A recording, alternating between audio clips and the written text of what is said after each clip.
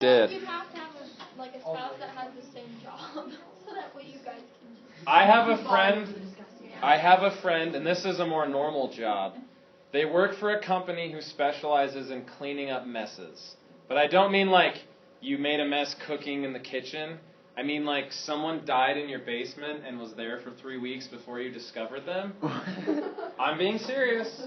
Once the police come in and take pictures and stuff, what happens to the body and the walls and the bed and the sheets and the carpet? Get cleaned up. You have to hire somebody to come in and clean it. That's a real job. I have a friend who does that.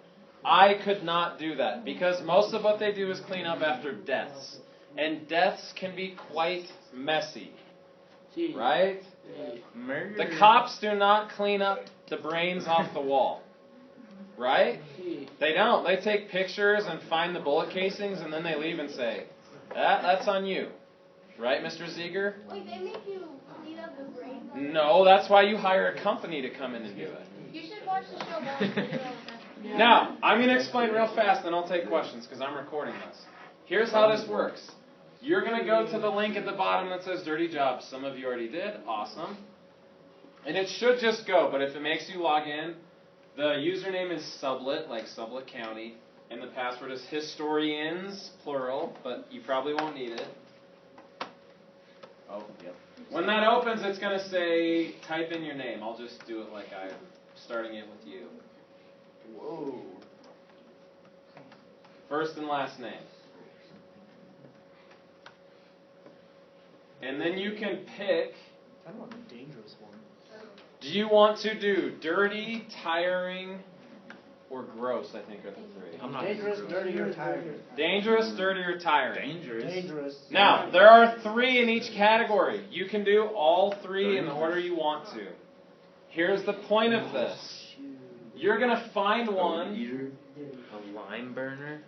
Let's say lime burner.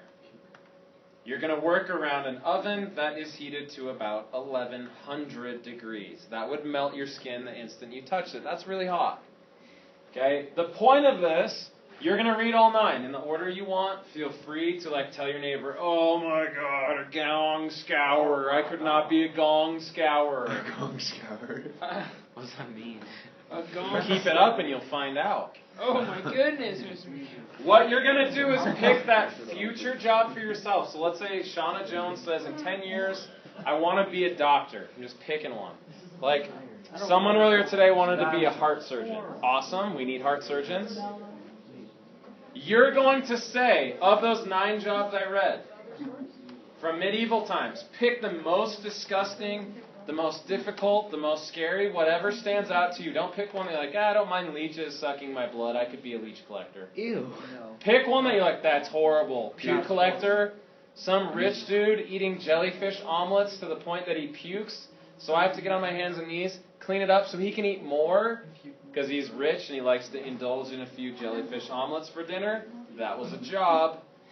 Write a letter to your future self and say, okay, as a heart surgeon, you might complain that you have a difficult patient, or you might have one die, or you might have to work long hours. You might have to go to school for 12 years or something. But don't complain, future self, because if you lived in the medieval times, you might have been a puke collector. That's a real job. And you describe what that would have been like. Feel free to embellish, like add creative, disgusting, or horrible details. Wait, do they get paid back then? Yes. Not very well if you're a gong scourer or a puke collector. Gong scourer. And you write it to your future self. You will turn in a Google Doc. I'll show you how to do that when you're ready. Because I found a thing on Twitter that I've been playing with all day that's kind of juvenile, but I think is hilarious. I'll show you that when you're done today and turn this in. So, use your time, have fun. I have some Halloween soundtracks for you. You know that's number 1. It's not a Halloween party without MJ. Okay, so go ahead and pick one. Doesn't matter what order you're going to read about all 9. A sludgy mix of poo.